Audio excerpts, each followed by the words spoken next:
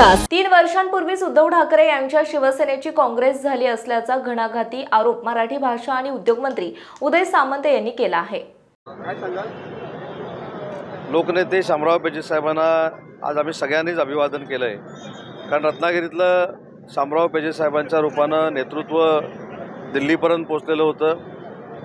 ते कुणबी समाजाचे तर उद्धारकर्ते होतेच, परंतु प्रत्येक समाजाच्या जातीच्या माणसाला मोठं करण्यासाठी शामराव पेजे साहेबांनी काम केलं होतं।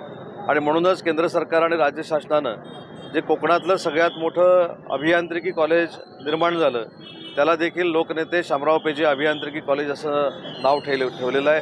आणि म्हणून जगभरातनं रत्नागिरीच्या इंजिनिअरिंग कॉलेजला ॲडमिशन घ्यायची असेल तर लोकनेते शामराव पेजे अभियांत्रिकी कॉलेज याच नावावर क्लिक करावं लागेल।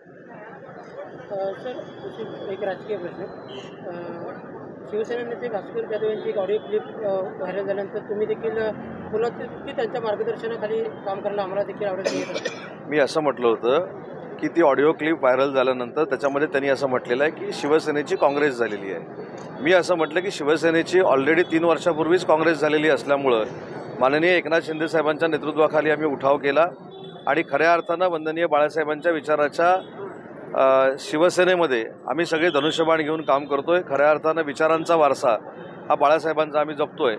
आणि ही जी काही कुचंबणा आज भास्कर जाधव साहेबांची होते तीच 3 वर्षापूर्वी आमची झालेली होती, म्हणून आम्ही उठाव केला होता।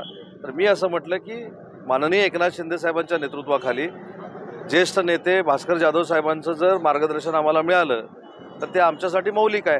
साहेब, शिवसेनेकडून त्यांना उभाटामधून शिवसेना आणण्यासंदर्भात काही प्रस्ताव दिला गेला आहे? प्रस्ताव दिला गेला आहे की नाही मला माहीत नाही, परंतु भास्करराव जाधव हे रत्नागिरी जिल्ह्यातले आहेत। त्यांनी 25-30 वर्ष लोकप्रतिनिधी म्हणून काम केलेलं आहे। त्यांचा अनुभव दांडगा आहे आणि त्या अनुभवाचा फायदा शिंदेसाहेबांच्या नेतृत्वाखाली आम्हाला सगळ्यांना मिळाला तर ते आमच्या सगळ्यांच्या दृष्टीनं फायदेशीर आहे। कोणतीही घटना घडली की विरोधक लगेचच त्याला धर्माची झालर देऊन जातीवाद करतात, असा आरोप उद्योगमंत्री उदय सामंत यांनी व्यक्त केला। आणि पालकमंत्र्यांचा निर्णय लवकरच होईल असे रत्नागिरी येथे पत्रकारांशी बोलताना म्हणाले। सईद अली खान यांच्यावरती हल्ला झाल्यानंतर आपल्याला जातीय रंग देण्याचा प्रयत्न केला जातोय। जितेंद्र आव्हाड असं म्हणाले की कदाचित हा नाही, हल्ली विरोधकांना प्रत्येक गोष्टीचं जात धर्म याच्यावरच राजकारण करायचं आहे। परंतु आपल्याला माहीत असेल की सिंधुदुर्गचे जे पोलीस अधीक्षक होते दीक्षित गेडाम हे त्या भागातले आज DCP आहेत। त्यांच्याशी आत्ताच माझी तासाभरापूर्वी चर्चा झाली। मी देखील एक कॅबिनेट मंत्री म्हणून नक्की वस्तुस्थिती समजून घेतलेली आहे। ती व्यक्ती जी घरात शिरली ती कशासाठी शिरली, काय शिरली, त्याचा शोध पोलीस करतायत। त्याच्यावर प्रत्येक गोष्टीला जातीय स्पर्श करण्याचं काही कारण नाही, कारण आता विधानसभेच्या निवडणुका 5 वर्षानंतर होणार आहेत आणि फार मोठं 237 आमदारांचं मॅन्डेट हे जनतेनं आम्हाला दिलेलं आहे। सर, पालकमंत्री पदाबाबत तुम्ही मागे देखील म्हटलं तर येत्या काही दिवसात जाहीर होऊ शकते, काय नेमकं कुठे घोडं आणलंय? नाही, मग आजही सांगतो नाही, त्या काही दिवसात योग्य वेळी लवकरात लवकर निर्णय होईल। सर, एक मुद्दा असा आहे की नवीन जिल्ह्यांची निर्मिती केली जाणार आहे अशी चर्चा सोशल मीडियावरती सुरू आहे।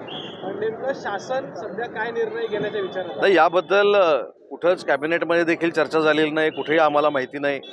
परंतु माझं एक मंत्री म्हणून मत असं आहे की जर जिल्ह्याची निर्मिती करायची झाली, मग ते 4 असतील, 5 असतील, तुमच्या यादीमध्ये असलेले 21 असतील, तर त्या जिल्ह्याचं इन्फ्रास्ट्रक्चर पहिलं तयार असलं पाहिजे। तिथे जिल्हाधिकारी कार्यालय तयार असलं पाहिजे, तिथली न्यायालयीन व्यवस्था ही तयार असली पाहिजे।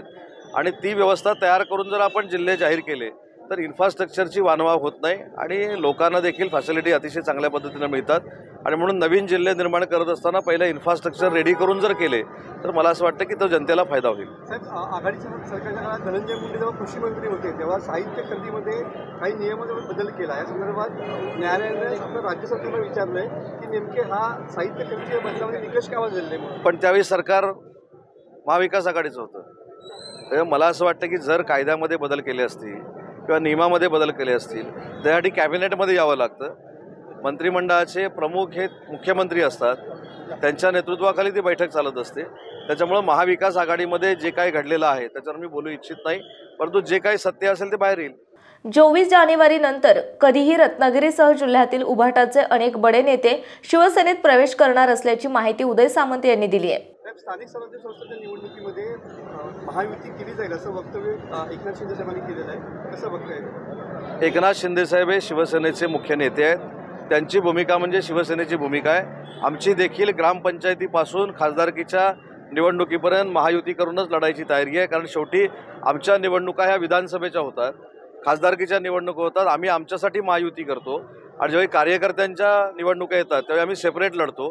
त्याच्यामुळं असा संभ्रम आणि गैरसमज कार्यकर्त्यांमध्ये होऊ नये की स्वतःची आमदारकी टिकवण्यासाठी आणि स्वतःच्या खासदारक्या टिकवण्यासाठी महायुती होतात, पण ज्यावेळी स्वतःची निवडणूक येते कार्यकर्त्यांची त्यावेळी हे सेपरेट लढतात। अशा पद्धतीची भावना महायुतीच्या कार्यकर्त्यांमध्ये निर्माण होऊ नये याची दक्षता तिन्ही पक्ष घेणार आहेत। महायुतीतूनच लढणार आता दक्षता तिन्ही पक्ष घेणार आहेत म्हणजे महायुतीतच लढणार।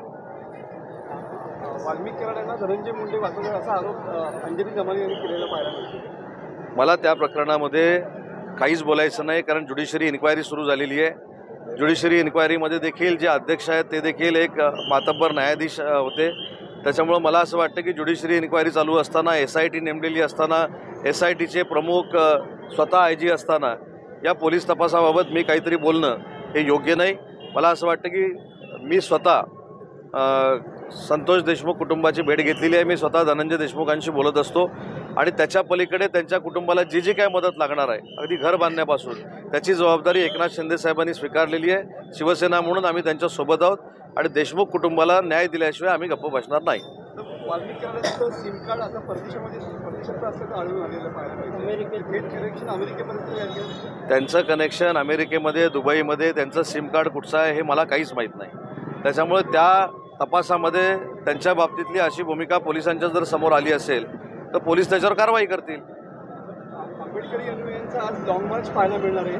परभणी ते मुंबई असं लॉंग मार्च असणार याच विषयात परभणीच्या बाबतीमध्ये देखील माननीय शिंदे साहेबांच्या आदेशानं मी परभणीच्या त्या कुटुंबाला भेटायला जायचं निश्चित केलेलं होतं, परंतु त्यावेळी ते लातूरला गेलेलं होतं आणि अजूनही जर त्यांच्या मनामध्ये काही पोलिसांबद्दल किंवा शासनाबद्दल शंका असेल तर शिवसेनेच्या वतीनं आणि शिंदे साहेबांच्या आदेशानं मी त्या कुटुंबाची भेट घेणार आहे। स्थानिक मुद्दा आहे। महाराष्ट्रातील तसेच कोकणातील महत्त्वाच्या बातम्या पाहण्यासाठी कोकण 24 तास न्यूज चॅनलला YouTube वर सबस्क्राईब करा आणि बेल आयकॉन प्रेस करा।